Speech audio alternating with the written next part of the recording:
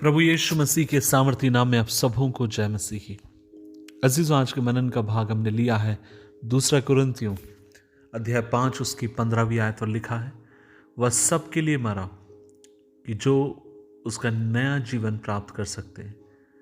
वे फिर अपने लिए ना जिए, इसके बजाय कि वे मसीह के लिए जिए जो मरा और उनके लिए जलाया गया। अजीजों, अधिकांश लोग जब आत्मिकता के विषय में सोचते हैं या आत्मिकता के बारे में जब सोचते हैं तो वे एक ऐसी लिस्ट की कल्पना करते हैं जिसके भीतर ये लिखा होता है कि किन बातों को आपको करना चाहिए और किन बातों को आपको नहीं करना चाहिए।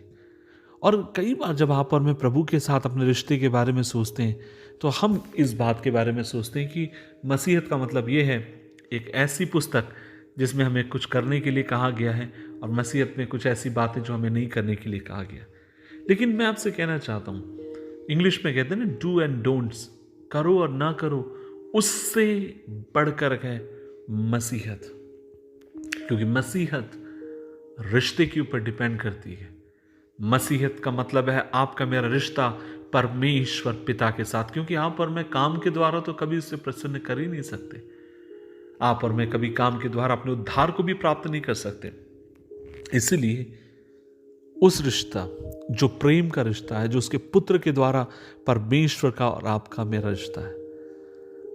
अजीजों, उदाहरण के लिए यदि आप अपनी पत्नी से प्यार करते हैं और आप अपनी पत्नी से प्यार करते हैं, इसीलिए आप उसे हमेशा प्रसन्न रखने की कोशिश करेंगे। ये इसलिए नहीं होगा क्योंकि आप कुछ नियम और कायदे कानून को मानते हैं। जब आप अपने बच्चों से प्यार करते हैं तो आप कोशिश करेंगे अपने बच्चों को खुश रखें। ये इसलिए आप उन्हें प्यार नहीं करेंगे क्योंकि कोई किताब आपने पढ़ी है जिसके भीतर ये लिखा है कि अपने बच्चों से आपको प्यार करने की जरूरत है। ठीक इसी प्रकार जब आप और मैं परमेश्वर की उपस्थिति में आते हैं तो आपको मुझे चाहिए कि हम परमेश्वर की उपस्थिति में अपनी भक्ति को आप और मैं बनाने वाले हो। हम उसके वचन को मानने की जरूरत है, हम उसकी आज्ञाओं को मानने की जरूरत है। हमें चाहिए कि परमेश्वर ने जो कुछ आपके मेरे जीवन के लिए उद्देश्यों को रखा, उन उद्देश्यों को आप और मैं अपने जीते जी अपने जीवन में पूरे करें, प्रभु के प्रति समर्पित रहें, प्रभु के वचनों को माने, अपनी पूरी जिंदगी को उसकी भक्ति में आपको मुझे लीन करने की जरूरत है। अजीजों, क्या आप इस बात को जानते हैं कि प्रभु परमेश्वर ने अपने एक लौते पुत्र को आपके लिए मेरे लिए इस धरती पर मरने भेजा। और वो क्यों हुआ? वो इसलिए नहीं कि आप और मैं इस बात के लिए योग्य थे, लेकिन इसलिए था क्योंकि आप और मैं पाप में जीवन जी रहे थे। आप और मैं स्वभाव से पाप की संतान थे और एक ऐसी परिस्थिति में फंसे हुए थे जहां से हमें उठना हमारे लिए असंभव था। और तब परमेश्वर आपसे मुझसे प्यार करने के कारण वो अपने पुत्र को, अपने एक लौते बेटे को इस धरती पर आपके लिए मेरे लिए भेजता है।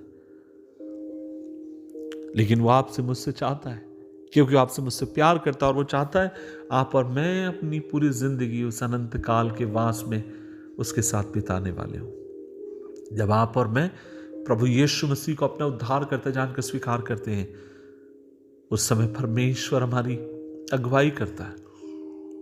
उसका प्यार आपकी मेरी अगुवाई करता है। उसका प्यार आपको मुझे हिम्मत देता है। उसका प्यार आपकी मेरी सहानुभूति आपके मेरे जीवन में प्रदान करता है, ताकि आप और मैं भक्तिमय जीवन उसकी उपस्थिति में जी सके। अब से हम अपने लिए जीवित ना रहें, लेकिन मसीह के लिए हम जीवित रहें, और यही वास्तविक मसीहत है।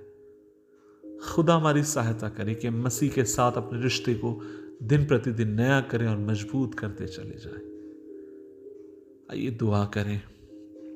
प्रभु जी, हम धन्यवाद देते हैं। हमारे शब्द थोड़े हैं, हमारी भावनाएं जो हम व्यक्त करते हैं तेरी उपस्थिति में परमेश्वर बहुत ही थोड़ी हैं, लेकिन प्रभु जी हम धन्यवाद देते हैं तेरे प्यार के लिए। धन्यवाद उन सब बातों के लिए जो तूने हमारे लिए किया। प्रभु जी हमारी सहायता कर कि हम तेरे प्रति धन्यवादित होकर जीवन जी। परमेश्वर, हम अपने आप की बड़ाई नहीं लेकिन तेरी बड़ाई करें, क्योंकि आज हम जो भी हैं तेरे अनुग्रह के कारण है। मदद कर, यीशु मसीह के नाम से मांगते हैं। आमीन, आमीन, आमीन।